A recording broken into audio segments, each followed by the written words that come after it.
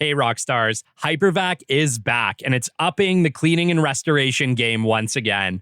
Originating in the 1980s as a humble family-run air duct cleaning service in southern Alberta, Canada, Hypervac Technologies has evolved into a global powerhouse in duct cleaning equipment. Their product lineup boasts powerhouse solutions such as the Revolution 360 vacuum and groundbreaking tools such as the Cobra View camera system, all designed to enhance your efficiency. But here's the kicker. Hypervac Technologies dominates the competition with their top-selling non-PTO air duct truck in North America. Hypervac is now back with a bold new claim. Hypervac Technologies now keeps stock on all major products for immediate worldwide shipping, offering overnight freight to the USA and Canada, plus everything they offer is proudly built in North America. And it's not just about cleaning ducts. It's about elevating indoor air quality because after all, your ducts are your lungs.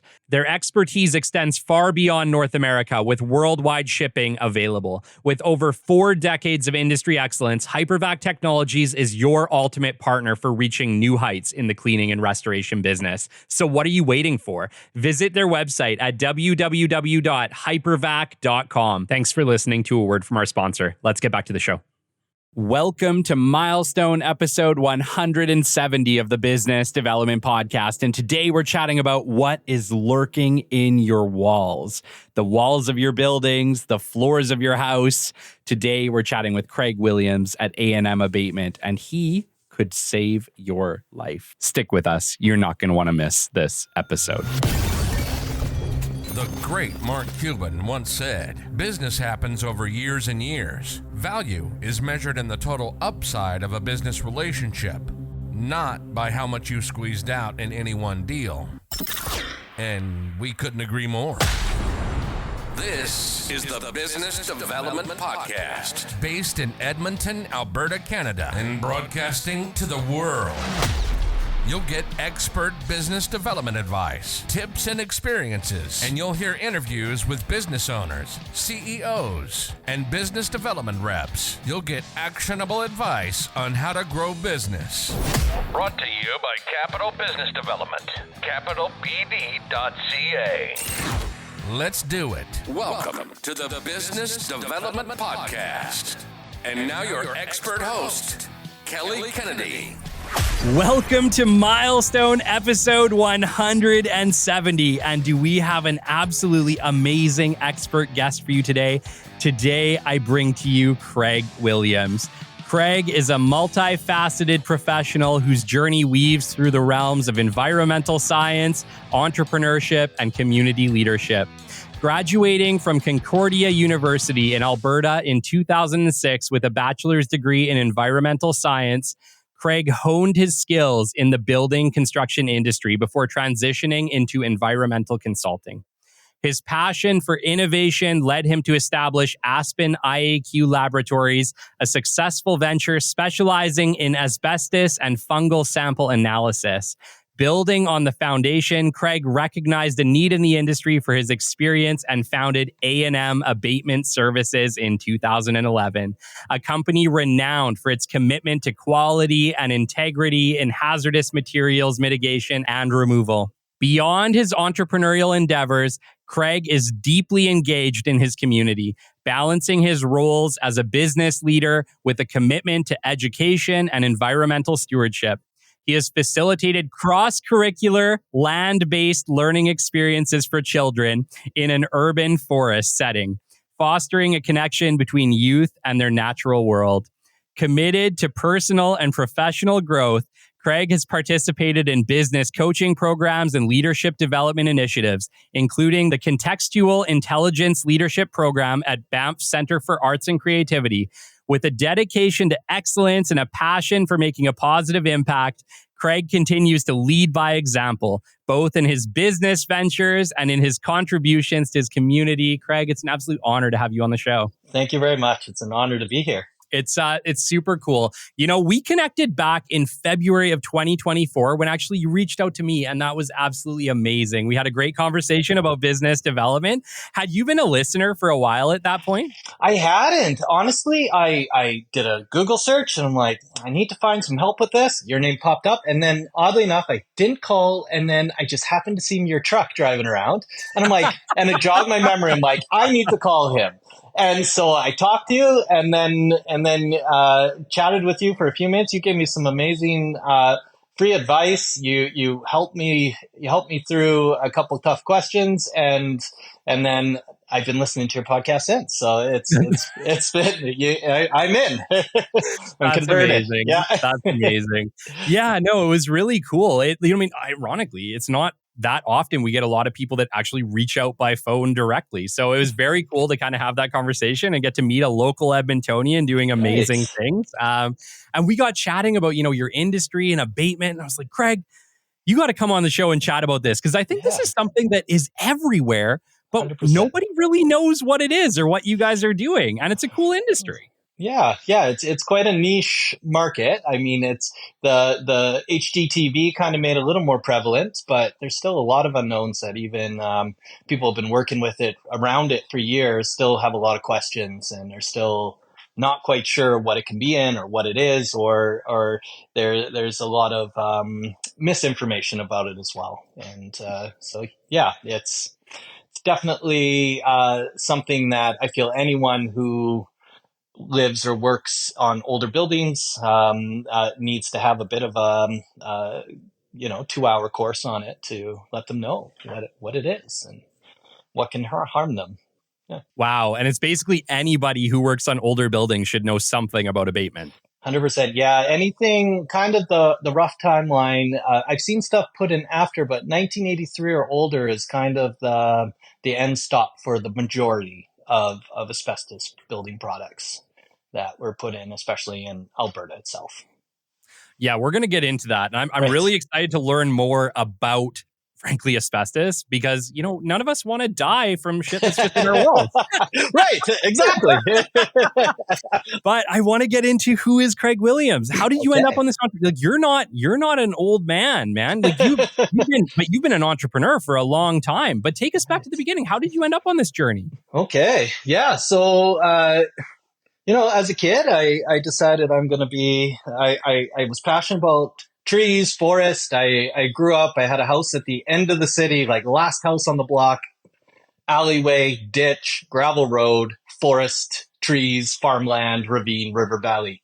And that was in the north end in Fraser, and built forts, like rummaged through the forests, made groups of friends. We had rival fights with other kids who were building forts, stealing resources, and just fell in love with the trees. Anytime my parents would be like, do you want to join scouts, or do you want to play soccer, or do you want to play baseball? I'd be like, I'm good. And the thing my mom always said is she would just open the window, hear me hammering, building stuff in the trees, or hear me with the friends, and she'd be like, he's good.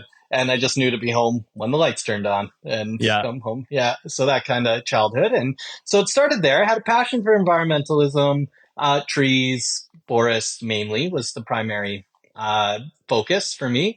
So I'm like, all right, I'm going to do this. I finished high school, went into forest technology at NATE.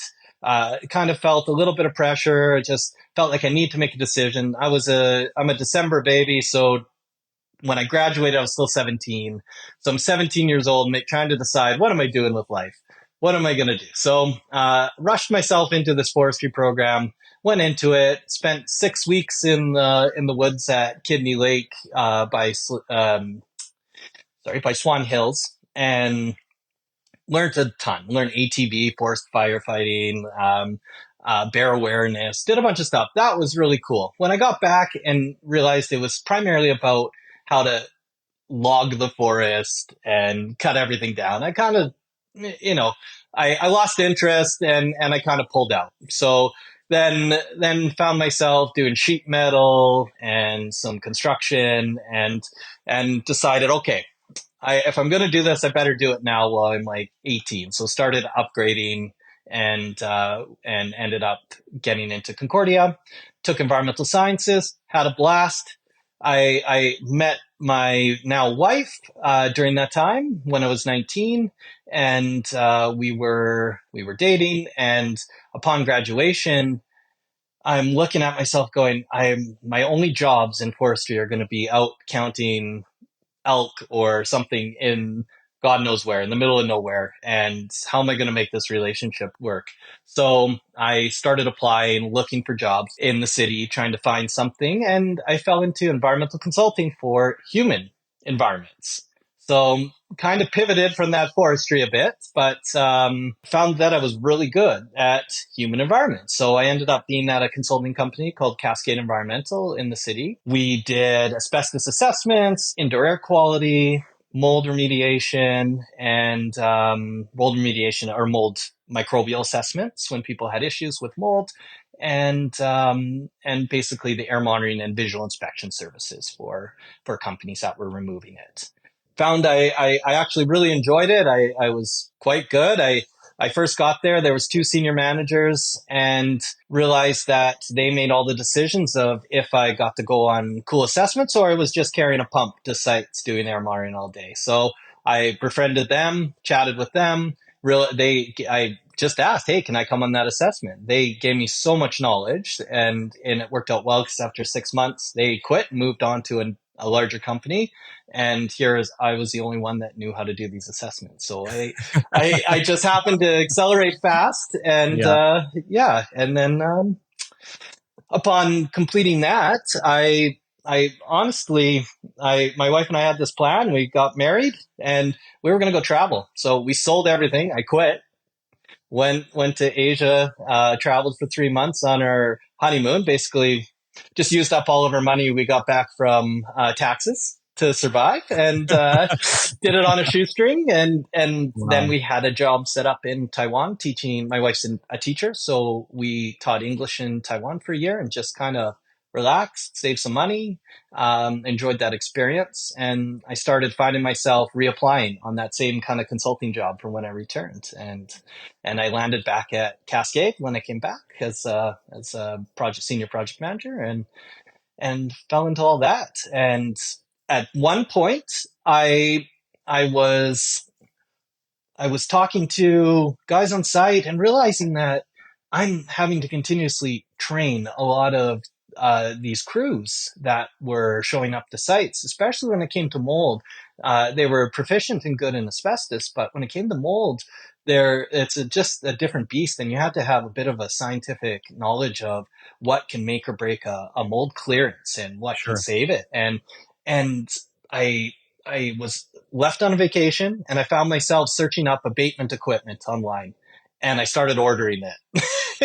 That vacation clarity got me browsing that and realizing where I wanted to be. I go, if I have to keep training these guys, I can do this. And at least I'm putting the training to my own crews and my own company, and I can help to expedite this lack of knowledge in the industry by providing a better quality of service. And founded A&M that year. Wow. And the rest is history, right? It is. Yeah. You founded A&M in 2011. So it's been That's what, 13 years? 13 years. Yeah. 13 long, but great years. Man, a lot has happened since 2011. So, yes. So talk about that journey. Like obviously it's one thing to work for another company. And one of the things we talk about on the Business Development Podcast is always that jump from employee to entrepreneur, because I think that's such a pivotal moment for a lot of people. And it's usually, it takes a push, it takes a shove. Something has to happen. There has to be a catalyst to make that jump. What was it that inspired you to actually take the jump into entrepreneurship and, essentially take your own income into your own hands? Right. I mean, I guess it was, we were starting to have a talk about having a family in the future, and we were still on the fence whether we were going to have children or not. And at that moment, we're on this vacation, and I'm not enjoying any of it. I'm in a beautiful place. I'm down in Peru. we're doing the Inca Trail. We did a 1 week boot over to Brazil. They were getting ready for the Olympics the next year. We were looking around there, and I just found myself disinterested in any of it. And at that moment, my wife and I knew we were going to have a family. And I knew I needed to make a go of this now before I had too much invested in Sure. family to take that risk. Take that risk Yeah. now, try and make it work. And so that gave me the push. I kind of knew I was ready to do something. I mean, I had a pretty good gig. I worked 4 10s Monday to Thursday, and I got every Friday off. And I Wow. arranged that. My boss at the time was fantastic. He let me do that. I was working the lab in the evening sometimes, but it was pretty good work-life balance. And it was almost too much of a work-life balance that I found myself itching to get into something new, to busy myself. And then I pulled the trigger. I don't know. I'm my own worst enemy sometimes. There's something about free time that makes it no longer free time, isn't there? Right. So you get stuck in your head. I'm the same way, dude. If I end up with extra time, my mind automatically goes to what more could I be doing to either improve the business development podcast or capital business development or Right. whatever else we're doing, or to help clients. It's like, I struggle with free time. And I think it's an entrepreneur thing. I think we really do. We value time in a completely different way. 100%. It's productivity. What could I be doing now to this? And if you block your time well, okay, I'm going to have this time with the kids and family, but I need to get all of this done. And this is my time. And if I'm not as productive as I can possibly be in this time, I feel like I failed myself that day, and I'm hardest on myself. I know. Right. Yeah. I have the exact same problem. I get so down on myself if I and it's one of those things where it's like, if I feel like I'm wasting time, or if I feel like, what am I doing right now? Why? But the problem is that we can get into this mindset that can be a little bit toxic even on that level, right? Because 100%. There are times when we should just be able to waste a little bit of time and enjoy life. Yes. What's the point of being an entrepreneur if you don't get to enjoy if you don't get to enjoy the fruits of what being an entrepreneur brings? But I think so many of us struggle with that. How have you, and I'll be the first to say I've struggled with it immensely. I still struggle with it on a daily basis. How have you been able to mitigate that work-life balance and be able to find peace in the downtime? You know what? It's come to two factors. I have some very, very trustworthy people who I leave in charge of a lot of the day-to-day in the office at this moment in the last 4 years, 5 years. Well, one key man, Amir, who works with me, he's been with me. I know how long he's been with me because he joined me the week before my first child was born. So I just go, how old is my son? Amir's been here that long. And he is just the most trustworthy person you could ever have work with you. He's an amazing friend, amazing colleague. And I have a lot of peace in when I can step away and have him take care of issues or day-to-day items. So that's one. So finding someone to trust to kind of release those reins. And it took me a while to give up that bit of control, because again, as an entrepreneur, you want to have eyes on everything. If you can't see it or hear it, you assume it's not happening or it hasn't been done. And so I take some advice I heard years ago that if your business isn't successful unless you can step away and it does better without you, and so I've kind of taken that to heart in trying to go. I've had some missteps along the way, and we can get into that, but there's that. And I just realized that the time when your kids are little is super important. And so I can break that away. I mean, my brain still haunts me at 2 a.m. every night. I wake up just right out of it. And I have all these things rolling around in it that are undone or that I need to do or problems. But, it seems to be working more than not working. I love that you said the 2 a.m. thing. I relate to that so much, and it's so funny because I remember talking to one of my mentors and prior bosses, and I used to work right under him, and I would talk to him about what being a business owner is like and what being an entrepreneur is like. And he's like, Kelly, you know you're a real entrepreneur when you wake up at 2 a.m. and you're thinking about, or you're worrying about work, was what he said. You're worrying about work. And I was like, I started having those moments. And I'm like, all right, I made it. Success, check. But it's so funny because I talk to so many entrepreneurs on this show, and it's like, oh yeah, waking up at 2 a.m. worrying about it. I'm like, yep, I get it. Yep. Because there's so much to worry about as an entrepreneur. Yeah. So much. Yeah. Everything, the buck stops with you. And no matter what, even if you have people, if they're sick or if, there's a problem, eventually someone doesn't want to just talk to your manager. They want to get right through to you. And eventually it comes to a head with you, and you got to make the calls or the decisions. And that 2 a.m., I wish it could stop. I did realize this last couple of weeks. I've been writing lists before I went to bed because I just have so much on the go right around now. It's spring startup. So if I can rattle off, even if it's the most disheveled list and personal, business, everything is all written down on that list, I found I had a full night's sleep. Both nights I wrote that list this last couple weeks here. Something amazing about lists is they get done. Right. And checking them is so, like, my OCD just loves checking off that box. So I break it down into more micro lines just to get more checks in. I absolutely love that you touched on that, because actually I've been using top things to do this week, both in my business and in any client work that I've done for the past 10 years. And it really, you're right. There's something about being able to just put it down on paper and say, these are the priorities. Because there's something too about prioritizing them, being able to say, here's the priorities this week. Everything else is, it doesn't matter, right? This is what matters. Let's get this done. And if you get that done, it moves the needle. But if you don't have that written down, all those other things that are going to come out, and they're coming out, you won't be able to prioritize them. And the things you need to do aren't going to get done. And you're going to end up dealing with a whole bunch of crap that doesn't move the needle at all.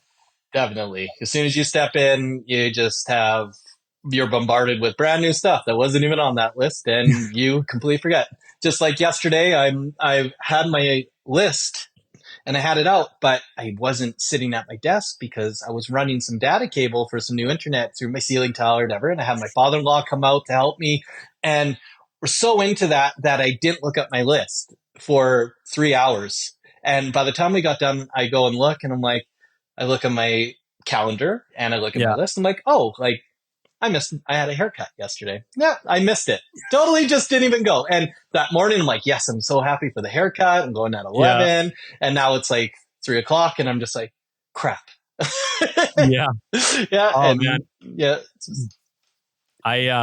I definitely feel you. I feel you. I have so much going on at any given time between 2 calendars that I run, plus the list. Yes. That, you know what, dude, that happens to me too. So don't feel bad about that. It is what it is. We can't catch it all the time. No. And that's the thing. It's like, I get so down on myself when I miss something that was on my calendar, when I miss something that was on my list. But man, like, hearing that coming from you, it's like, thank God I'm just normal. Just human, right? Yeah. I remember calling somebody for a meeting that I missed, and I was like, dude, I am so sorry. Like, it was a meeting I really wanted to have for this show, right? And I called it. I'm like, I apologize immensely. I want you on the show. I completely missed me. He's like, oh, dude, it's so okay. I'm so thankful that so many people are so, like, understanding of that. Right. But yeah, there's almost nothing to me that feels worse than, like, missing a meeting that was on my damn calendar. Oh, I know. And it's like, if you miss putting that hour before notification, or it just somehow, sometimes you're putting it in a hurry and puts it on the wrong day. Yeah. Or it puts the time for like 12 hours and and it doesn't buzz you, and you're just later, you're like, what is this? Going to bed, you look, what do I have tomorrow? Oh no, that was today. I put it on the wrong. Right. Oh yeah. It's, but once a month I drop the ball on something like that. It seems these days. One of the goals I always wanted to have with the business development podcast was just to bring, like, normality to entrepreneurship and just let people know, like, yeah, we make tons of mistakes. There's lots of stuff going on. You are completely normal. That anxiety you feel on a regular basis, very normal. The fear to pick up the phone and make those phone calls, normal, right? I wanted to just normalize humanity in business, because I think people look at us as CEOs, as owners, as founders, or whatever high level executive you are, and they're like, oh, that guy's got it all figured out. They got all their shit together. It's like, no, man, like, Absolutely not. we make just as much mistakes, if not more, than you do. And thank God we have a lot of people to help us clean up our mess. Definitely. Yes. I don't know what I'd do without my team. Like, And it's funny too, because I talk to people who have incredibly successful businesses that are just that human too, that are just like, you know what, dude, I make mistakes every day, every week at least. And that's what it comes down to. It's just, thank God we have a lot of people to help us, or people that understand, but right. understand that, like, us as business owners or as entrepreneurs or whatever level of executives that you're dealing with, they are just as human as you are. Even if you're new at entrepreneurship, right? Like, don't get down on yourself. We still struggle with a lot of the same struggles that we dealt with in the beginning. Definitely. Yes. No, we're just the same as Yeah. everyone else. It's such a good point. Yeah. And it's so nice to hear all these other individuals share their moments. And I go, okay, well, yeah, that happened to me, or, oh, that hasn't happened to me yet, but I'm sure it will. Like, Yeah. it's very likely. One of the blessings, I think, of the 2020s, and I'm just going to call it the 2020s, is I think the ability for entrepreneurs to be more human than we've ever been allowed to be. Right. I think for a long time, entrepreneurs are kind of put on this crazy pedestal where we had to look a certain way, we had to act a certain way, we couldn't be seen a certain way, we couldn't look like we made mistakes, we couldn't look like we're human, right? But I think, like, the podcast, video, like YouTube, the socials, the way that socials have evolved since COVID, have really shone a big bright spotlight on business owners, on founders, on entrepreneurs, on executives, and just said, look, we just want you to be you. We want to see who you really are. This is the time where you can come front and center and just be yourself. And I think the key moving forward for all executives, all entrepreneurs, is to stop trying to be something you're not and just show who you really are. Be authentic. Right. That is the key moving forward. Yeah, that's perfect. Yeah, I agree. It's been an amazing transition in technology and exactly with social media that you can relate to all these famous people, all these business owners, and you just like, yeah, they're just doing their best. Well, and there's a lesson in every journey, right? The whole thing about the Business Development Podcast is to chat about the journey, right? We all are on this journey, whether it's year one, whether you're literally under year one, maybe you're in year 0, right? Or maybe you're in year 13, like Craig. Yeah. But we're all on this journey together, and there's so many lessons that we learn, failures we have along the way. And it's so fun to have these conversations with all entrepreneurs from all walks of life, to be able to come in and share that journey and just see that a lot of the journeys are similar. They rhyme. Right.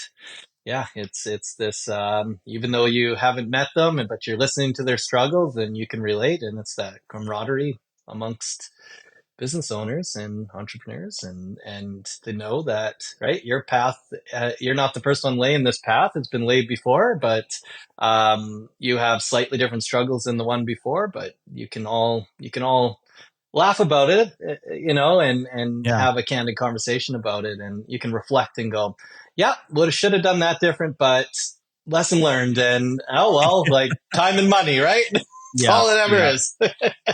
One of the biggest blessings from this show has really been the community that we've been able to kind of bring around the Business Development Podcast, right? The awards are great. The nominations are great. Right. All these things are amazing. But the real crown jewel of the Business Development Podcast is the community of business owners, entrepreneurs, business development specialists, people that need to grow business, who come in and get to be part of this experience and get to learn these journeys and realize they're not alone. And there's actually a gigantic community of people around them experiencing the same thing, willing to support them. Like, we have stories all the time of business development specialists and business owners who've been part of the show, meeting up with each other, starting their own shows. Like, I think we've had around 3 or 4 past guests now launch their own podcast just from this particular show. And then they're going to bring on a bunch of people that have been on this show, and it just creates this gigantic community. And that's that's the power. That's the power of podcasting. Right. Yeah. No. That's amazing. It's been crazy. But Craig, bring us into abatement. I think a Okay. lot of us have heard about abatement. We've seen the trucks. We know about asbestos and but bring us into it. But like you started an abatement company, but why? What is it? What is the history of it? Why does it matter? Okay.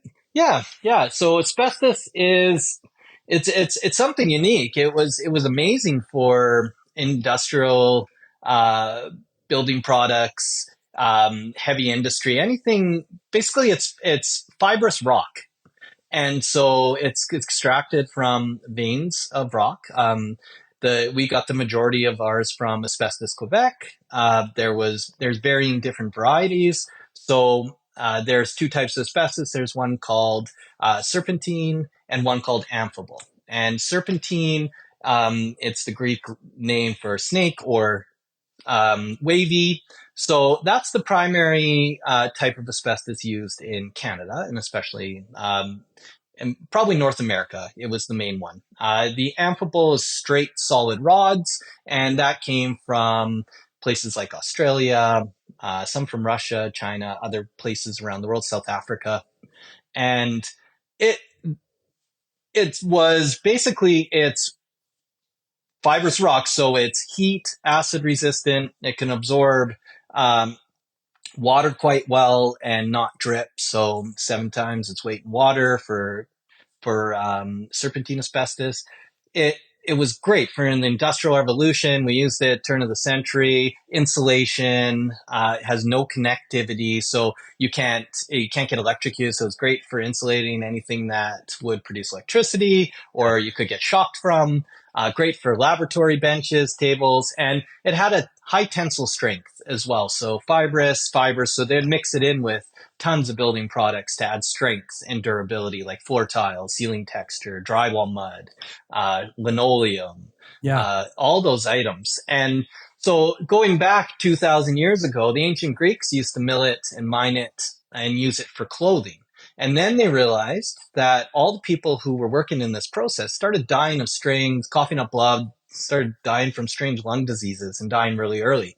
So the ancient Greeks banned it. They said, nope, we're done.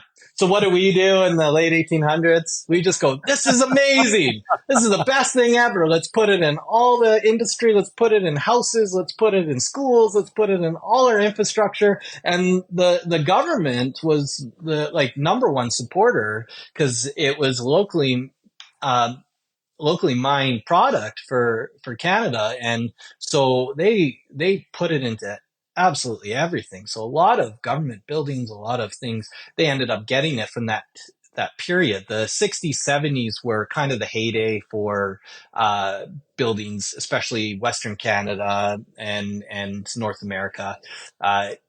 We decided that after we had tons of asbestosis cases, which is one of the only types of cancer that can be directly linked to exposure to uh, one item, and this item, of course, is asbestos. So it got its own name, and so they started seeing tons of asbestosis cases from shipbuilders, people who installed insulation, people who did industrial work with it, people from the mines and stuff like that. And the government started to ban certain products. So asbestos is only dangerous if it becomes friable. So basically, friable is the definition is its ability to become airborne when hand pressure is applied. So Okay. stuff like fireproofings, insulation around pipes and flues on chimneys and boilers. If that was extremely friable material. So if you touch it, crumbles, highly friable. So they started going, okay, let's ban any of these amphibole asbestos. So amphibole was things that was primarily used for fireproofing, insulation, and that had trade name or names such as amosite, chrysitolite, anthophyllite, tremolite.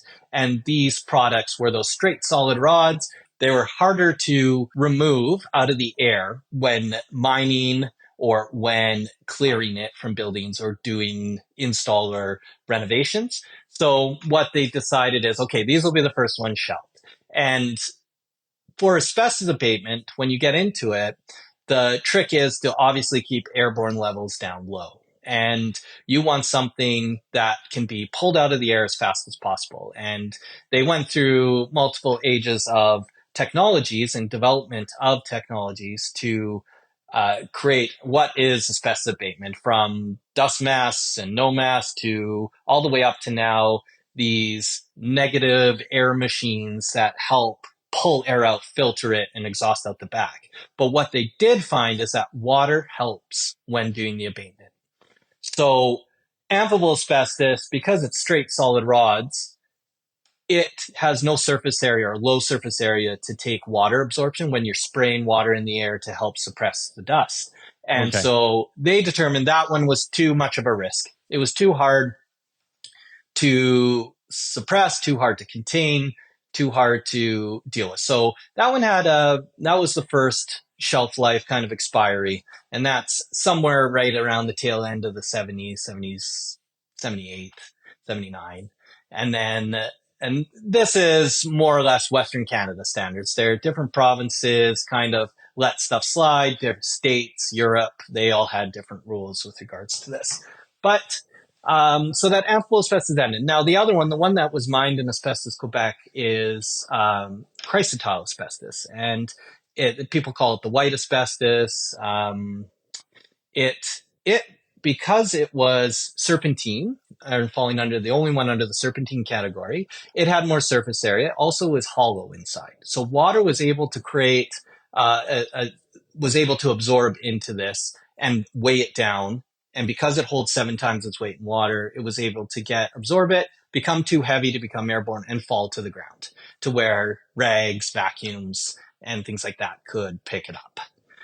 So that one stuck around a little bit longer. We were still, I believe, getting floor tiles imported from places like Mexico and other places around the world that hadn't banned asbestos yet till around 1991 or so. There's rumors that stuff coming now from overseas, from China and other places, has it in it. I heard that there was makeup being sold at a one of these places that is predominant in most malls a few years ago, and it had asbestos in the eye makeup to make it shimmery and glittery. Oh, This wow. actinolite, tremolite kind of, yeah, they found it. So little girls putting this makeup on, and there was crayons found with it coming from overseas. So it still comes across. Occasionally you hear it. It's just how fast we can sample these products getting imported in to find it.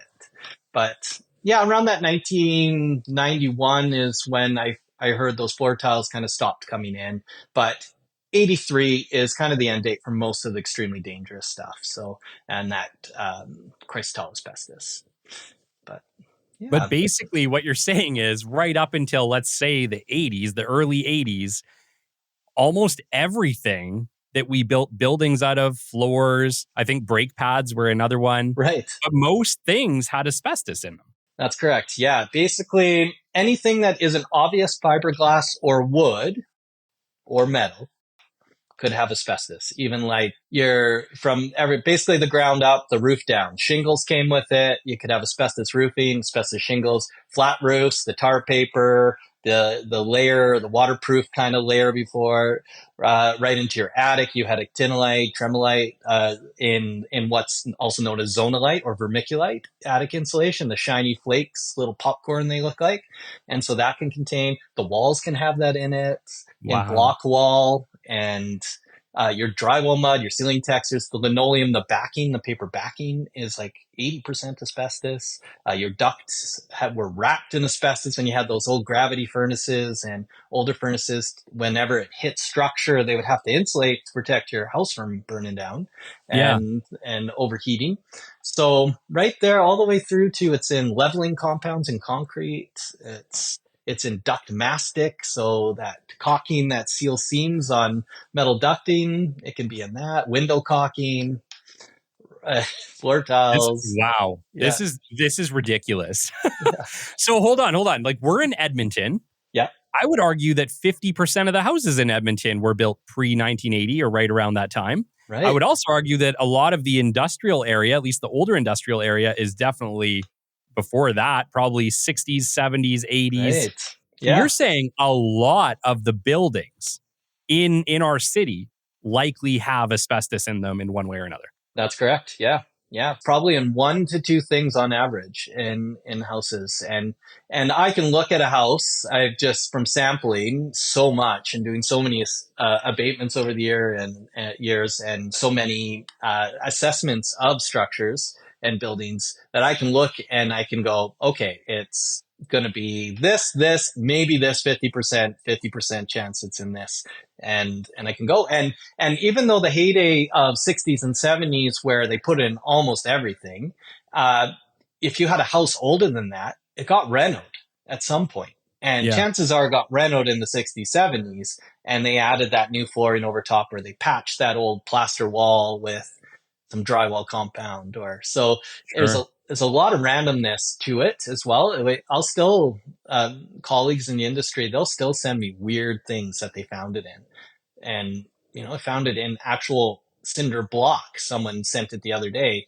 The block was soft and he couldn't figure it out and he gouged it out and it was like a wall in a gymnasium and he gouged out a big piece and yeah, contained asbestos. Wow. Wow. I didn't realize it was that prevalent. Yeah, it's quite common in anything, and the big thing is here not to go panic and tear down your house and burn it down. I mean, all you'd be left with is the asbestos because it's fireproof, but you you'd still have the problem. That's where it goes. I'm just gonna burn my house down and call it. I'm like, you still gotta clean up all the ashes. Like you're not gonna get away with it, but basically, if it's in good condition, it's not breaking, it's not damaged, you're not disturbing it, you're not knocking things down, you're not doing any renovation, you're just living in it.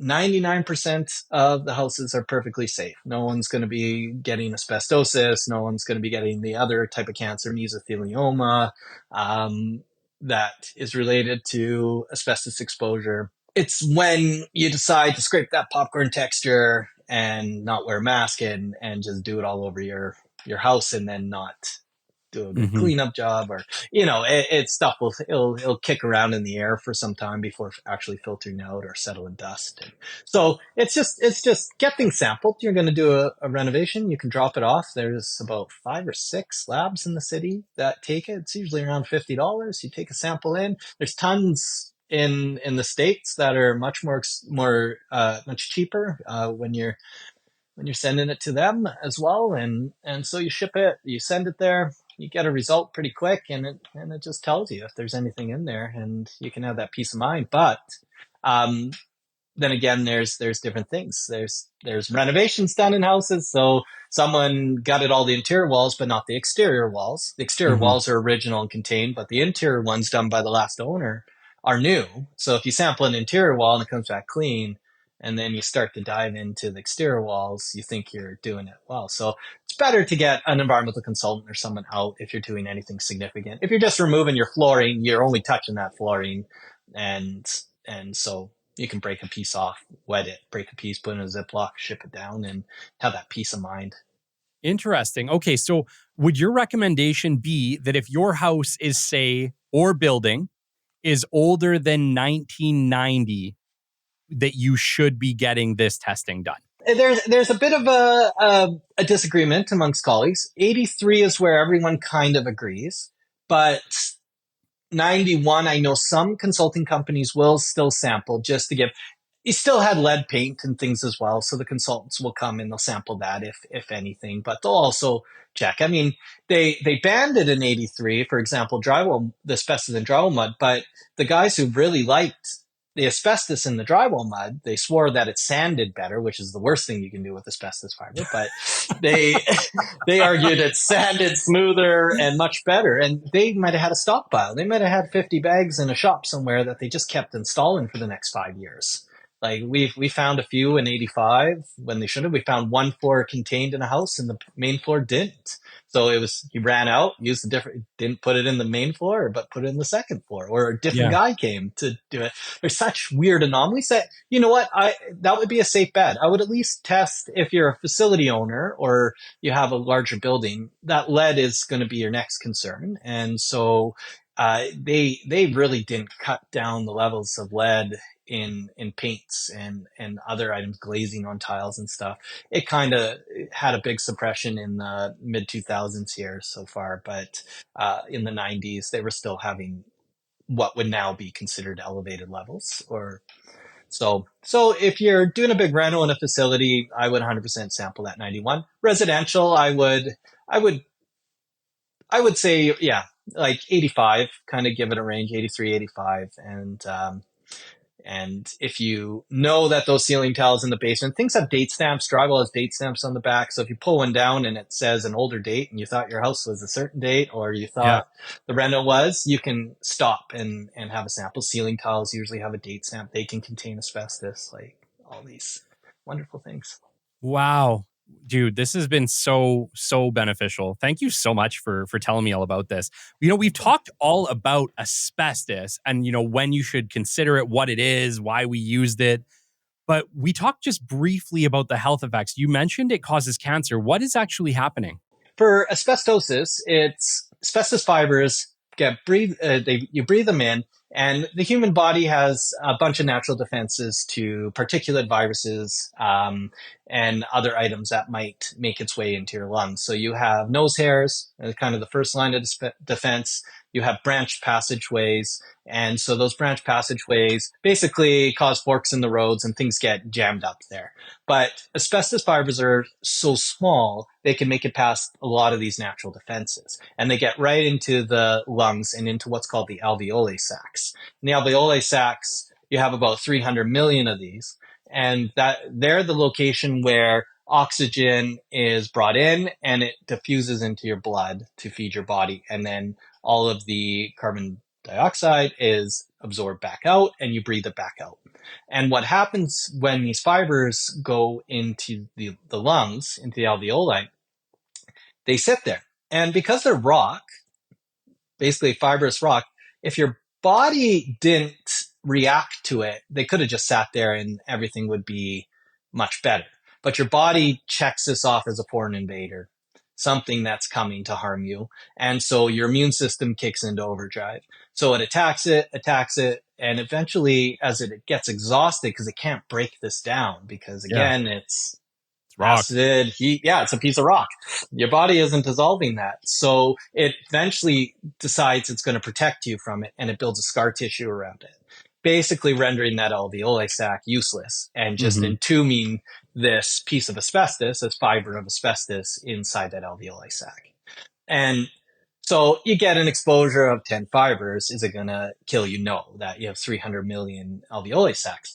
But you get dose after dose after dose over a period of time, like a mine worker, a renovation specialist, or one heavy dose could be as well. You get an extreme exposure. There was lots of talks after 9/11 when the buildings collapsed. They were full of asbestos, and you had a lot of first responders who survived it, who passed away later of just all the stuff that was breathed in, all those business people downtown and things like that. So there's extreme one-time doses and extreme exposures that could fill those sacs. And you have basically about a 25-year onset on average. And that's more research done on before the scar tissue forms and you start to find your immune system isn't up to snuff because it's constantly exhausted attacking this. And you start to find your breathing issues and eventually you get that diagnosis.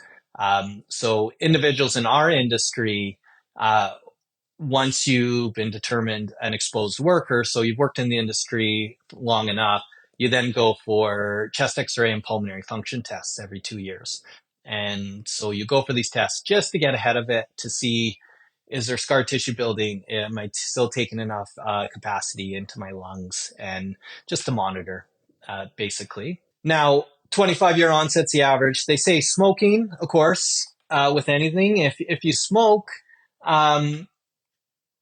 only your chance of getting lung cancer is there, but when you add asbestos and smoking, you're about, I think it's 7 times more likely to get lung cancer than if you just smoked or you just worked with asbestos. Like the numbers are crazy for just that correlation. And now those are older statistics from 80s, 90s. I mean, there was less concern back then, and I'm sure there was the drywaller throwing this asbestos into the mud, spinning it while having a cigarette hanging out of his mouth, not washing his hands. So you're getting the asbestos from the hand right up to the Yeah. cigarette. I mean, there used to be asbestos in cigarette butts for a short term as well in the filters. So you, Oh goodness. Wow. yeah, Wow.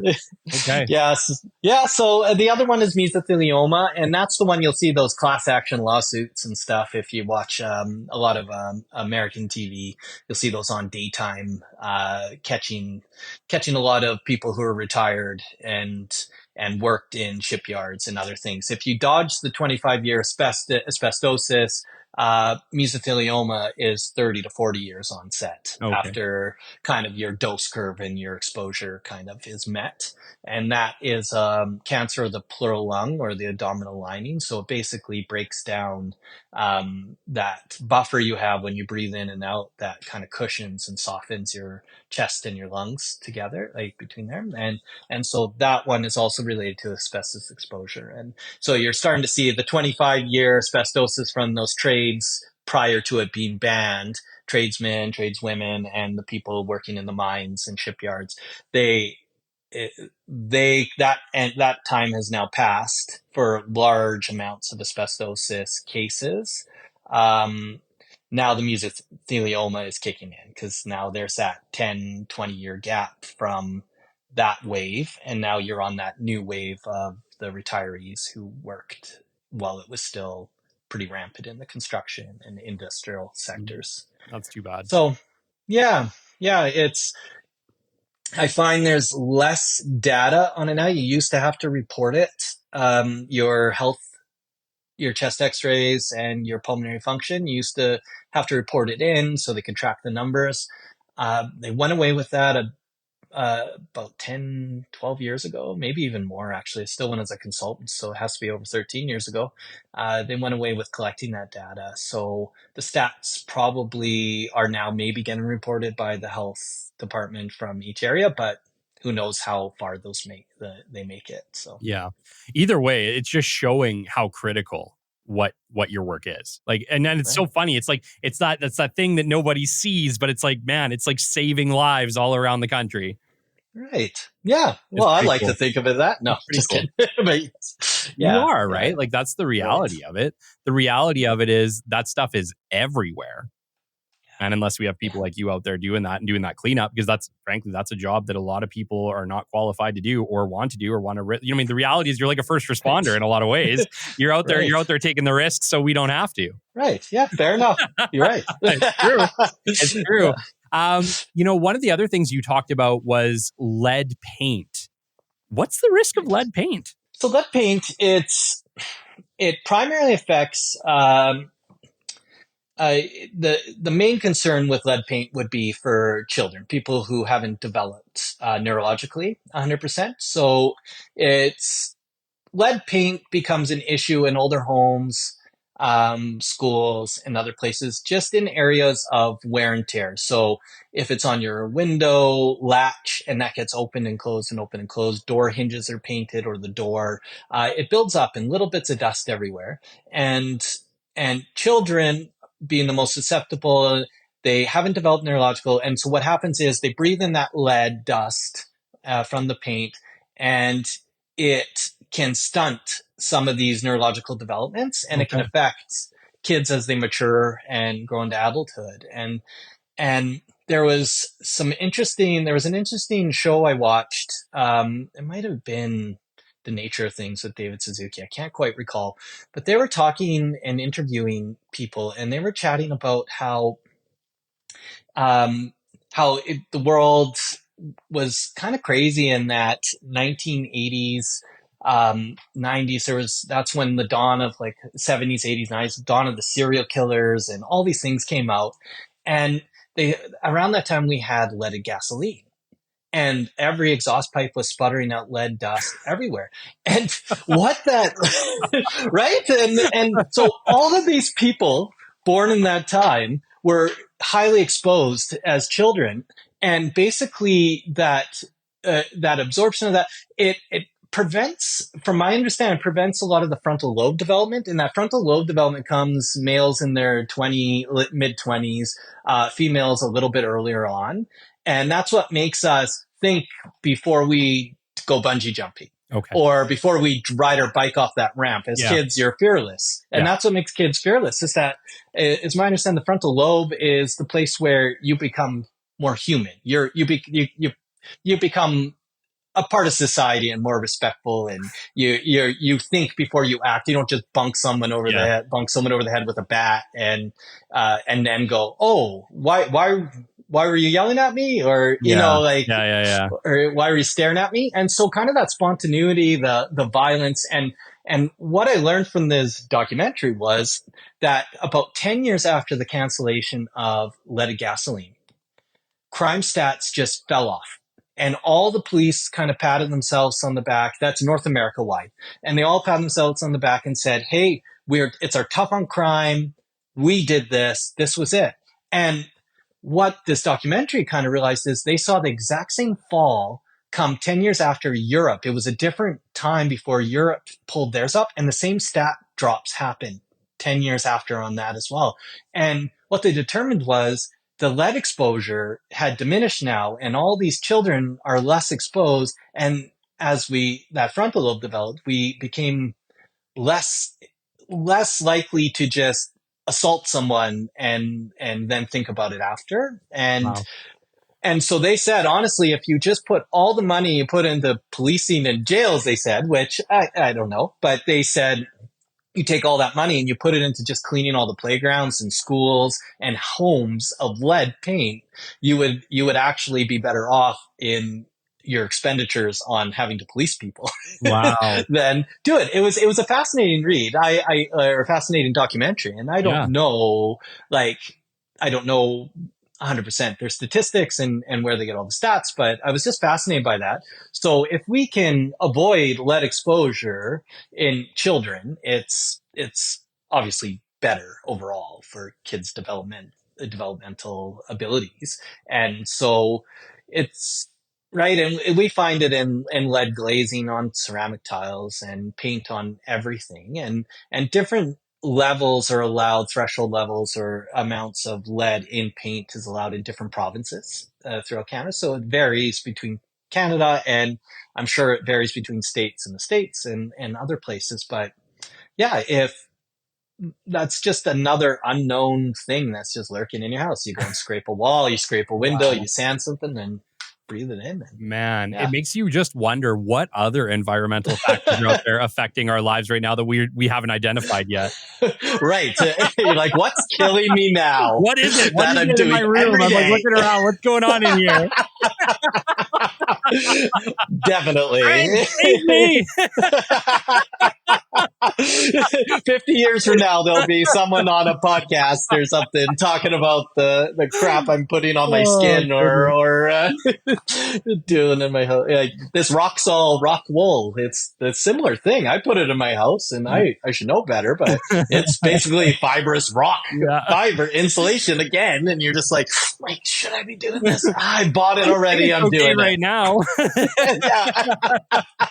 Yeah, that's wild. Hey, well, one of the things that it really has me wondering right now, Greg, is what is the legal obligation if you have a house that is like this, or that's full of this stuff, or if you have a building and you have workers, are you legally obligated now to do that renovation? Yeah, there's I can speak for Alberta in its entirety. So, because every province has different rules, and every state, I believe, has different rules as well. So we have what's called the Alberta Asbestos Abatement Manual. And so it's a best practice on asbestos abatement. Now, there is certain components that make it legislated. So that it is, you do have to follow it by law, certain aspects of it. And the rest are just extra, like you should be doing these standards as a minimum kind of best practice. So there's some gray areas. So we have occupational health and safety in Alberta, and they cover province wide. And so when you're going to do an abatement or you're doing a reno and you're hiring outside forces, it's not just you and your buddies, you're buying beer for them and you're going to reno your house that day or your office or whatever. As soon as you hire a company, now OH&S is occupational health and safety is now involved. So now, prior to doing that, your obligation as the company coming in and the person who's hiring should be very clear that, hey, this is a building of that vintage. Yeah. What do you need? I'm a little, as the building owner, you might be, I don't really know. What do you need to do prior to doing this? And the problem is a lot of companies don't know they should be sampling. And there's still like a gray area of what they know contains and what doesn't. And so they might just go, oh, I've seen it in the floor before, so we'll test that. Or some are just like, no, we're good, because if they test it and it comes back, then they maybe the guy who gave a cheaper price might come in and just do it. Yeah. So, but in those cases, as soon as the company is hired to do it, occupational health and safety takes precedence on that. And so they can be fined if they don't sample and they expose workers, and because they're there to protect the worker. Occupational health and safety, not really the building owner or the homeowner. Their job is with the workers. Make sure they're not getting exposed, make sure they're not going to have long-term lingering effects from the work that they're doing. Now, they get communicated by us. So when we get called in to do a job or do an abatement, we self-report. So we send in what's called a notification of project, and we let them know the location, that we're having air monitoring by a third-party company to check our work. And here's all our paperwork, and here's the hours and days that we're anticipating we're going to be working on this project. And they can then choose to send an officer to review your documentation and review your site, or they might just call you later and just ask for you to send that air monitoring and leave that onus kind of on that third-party consulting company. Now, the problem with self-reporting is if you don't report it, they don't know what's happening, and so they can't follow up. So for Alberta Health Services, who is the other entity in Alberta that kind of can step in, they come when there's an employee complaint about a facility they're working in, or a health concern, or a rental house maybe where the landlord is maybe negating some duties of a leaking ceiling and there's mold or delaminating material. So Alberta Health Services can then step in and determine the place unfit for human habitation, or write orders on the property that must be complied with. And unfortunately, Alberta Health Services and OH&S don't communicate together with each other at all. And so there's no kind of crosstalk and coming to a solution or figuring things out in these cases. Now, the other one that we can talk about is, so the municipality that you're working in. So they issue permits for demolition, renovation, things like that. So City of Edmonton, for example, they will follow it. If you're knocking down a property, that is the instance where they will ask for an asbestos abatement report from a consultant showing that you removed it all or done it prior to getting knocked down. Now, the municipalities don't communicate with OH&S, nor do they communicate with Alberta Services, unless they can't share information. We've asked before, like, why don't you guys communicate to catch the ones that are knocking down these houses and kind of fudging their reports, or the landlords that are maybe coming in and just hiring a bunch of people to just rip the house apart and then re-rent it, like, without getting anything checked, stuff like that. But unfortunately, there's bureaucracy comes into play, and stuff like that can come across. Now, if it's your own house and you live in it and you decide to reno, and if you're renovating it and you're creating exposure for you and your family, there's really nothing that any of those parties can do until it shows that maybe your kid has some sort of health issue due to something, and maybe Alberta Health Services can step in and report maybe some sort of negligence or something. But by then it's too late. Right. So you can have your buddies over with beers, you can expose all your friends, you can expose your whole family, and do a big reno without sampling, and no one's the wiser. And then it just goes in a bin, and that one just gets shipped to sorting at the landfill, and you expose the people at the landfill, and it kind of is a vicious circle. Wow. Yeah, so there is rules and regulations. It's just unfortunately it's a self-reporting system. If someone wants to just kind of budget or they don't know enough, it just gets done all the time. There's tons of work. We get called in for numerous cleanups from improper removals when someone finally showed up and go, "Hey, did you sample that?" And they go, "No, it can contain." And they're like, Oh, wow. yeah, I just had that exact same lino removed from my house, like from a abatement company. You should get that sampled. Then they do, and then we come in and clean up. And, that's a better case than it just getting removed and then vacuumed with a regular vacuum, kicking more dust into the air. Okay. But Let's save some lives here. okay, right. Okay. If you have a house that's say older than 1985 and you are doing renovations of any kind, what are the specific things that they should get sampled before they go to town on this thing? Oh God, yeah. There's a whole whack. Any plasters, drywalls, textures of wall texture, ceiling texture, any kind of textured material that like sample that. Any flooring other than hardwood. I've seen it in the tar paper layer underneath hardwood.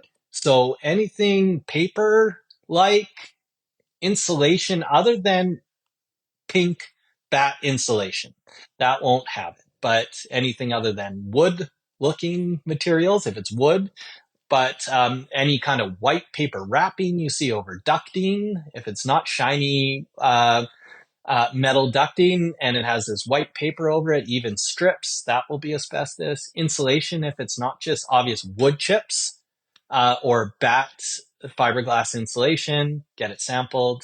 Your shingles, it's rarer and rarer because most roofs have been reshingled over the years. Sure. If you're removing a fireplace, sometimes the mortar contains in the brick.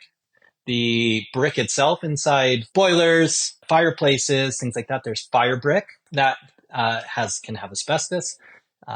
Filaments on those super cool gas ones can have it. There's you name it. Holy cow. Yeah, and then you go to the painted materials, it has it. When it comes to plaster, it's either in that Wow. scratch coat behind it or the finish coat, or sometimes both, like caulkings around your windows.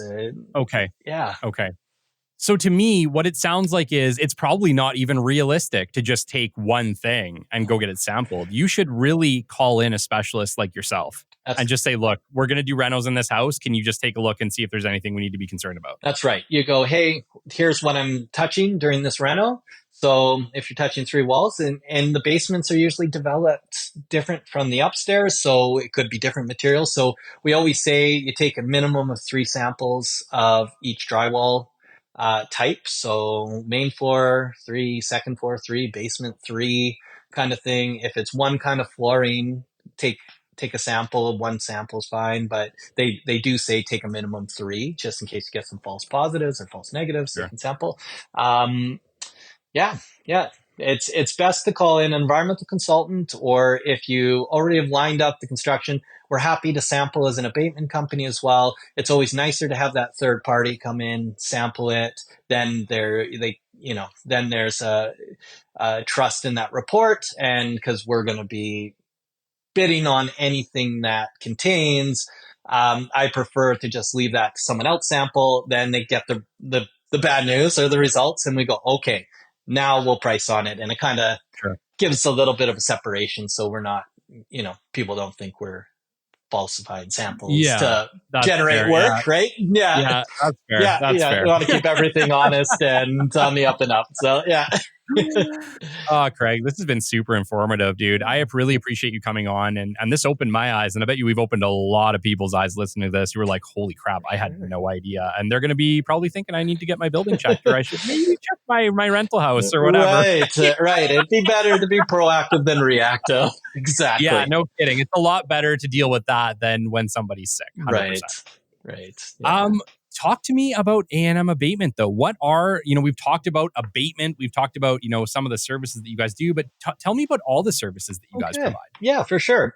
Yeah, we started originally with the asbestos abatement, mold remediation, and then had a few interesting lead paint removal jobs over the years, like the trolley cars. We helped aided them in one of those for the Edmonton Railway Society or Radial Car Society or whatever. And then so we did some work on that. And then we diversified about 4 years ago into just interior demolition. So we'll remove facades and things like that on buildings, nothing kind of structural. Just didn't want to get into that beast yet. We were partnered with a few knockdown companies, so we didn't want to kind of we wanted to stay separate and make sure that we were working together well still and didn't start cutting their grass, so to speak. And Sure. so interior demolition, and that's interior demolition and asbestos abatement are our primary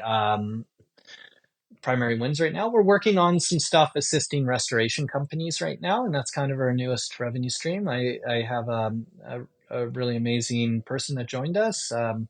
Is Dave from the restoration world, and he joined me a month ago, and Cool. he's building some traction on just, hey, like, you're short on people with this, we can train, we have trained people, like we can help you when there's big floods and fires and stuff Yeah. like that, and we can aid on your emergency calls, and we can help supplement your workforce, and we can build relationship together. And I mean, the nice thing is, if we help them with that, and maybe and then maybe it leads to doing their asbestos abatement for them and other things down the way. So it's been interesting journey, and salvage has taken off for the last couple of years. So kind of trying to, the environmentalist in me tries as much as I can to grab things from construction sites, whether we just use it, it's plywood we remove, it will use it to put under the bins at the next job so we don't scratch the asphalt or the driveways, or pulling, tables from a restaurant or kitchen equipment, and at least trying to see, like,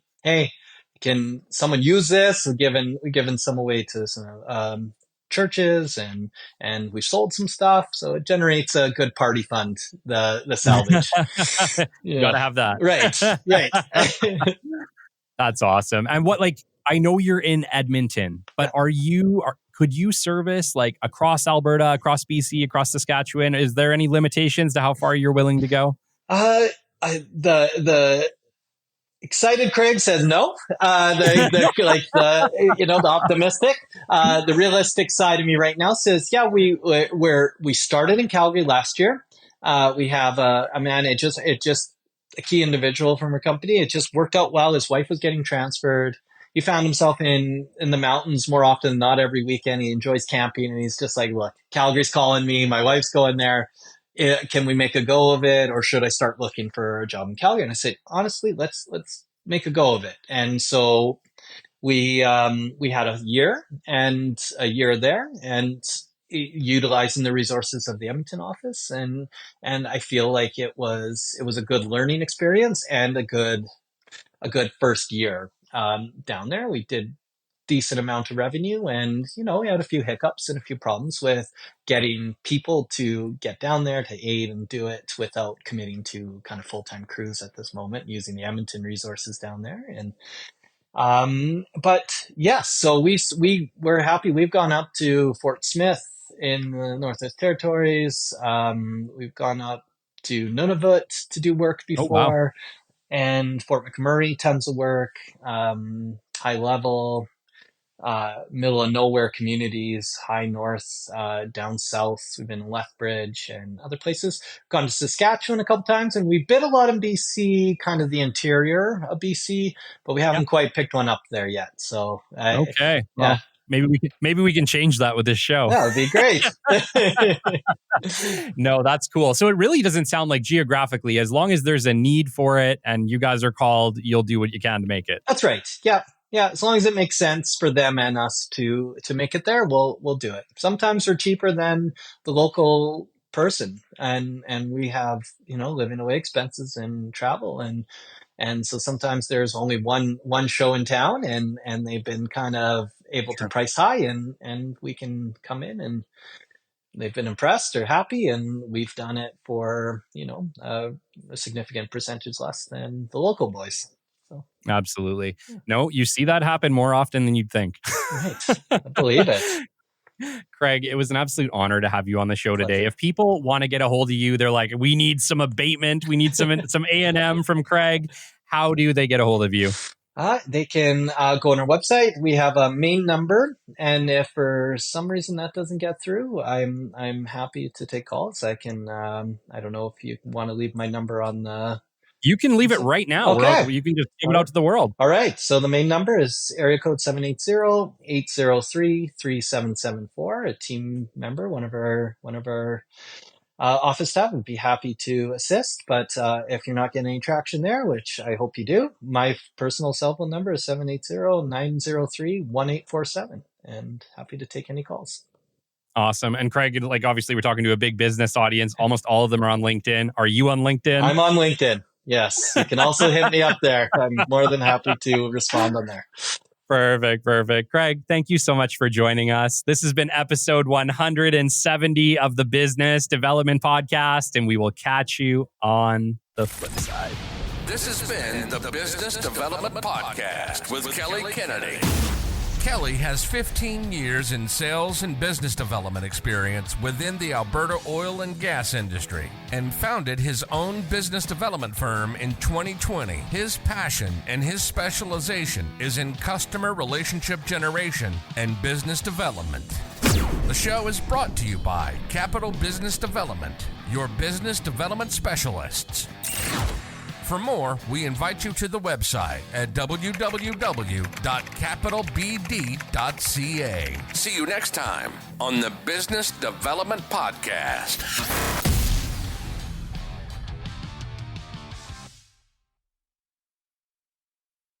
Hey, rock stars, you've heard the show, implemented some of the lessons, and still you want more.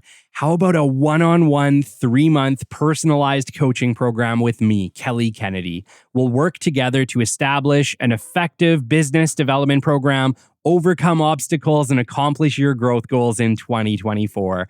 To book your free discovery call today, shoot me an email at podcast@capitalbd.ca or book coaching directly from my LinkedIn profile. Book your discovery call now and take that next step in your journey towards success. Your future starts today.